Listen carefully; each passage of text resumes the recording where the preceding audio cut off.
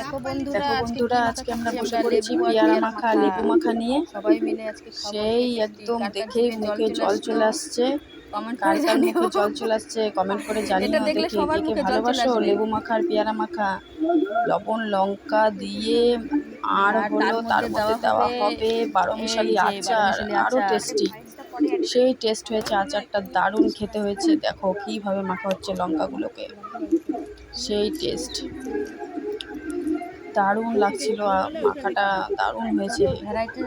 লেবু আর 12 মিশালি আচারটা দেওয়াতে যা টেস্ট হয়েছে না, সবাই খাওয়া শুরু করে দিলাম আমরা সবাই মিলে। দেখো সবাই মিলে খাচ্ছি আমরা, একদম টেস্টি টেস্টি আচার।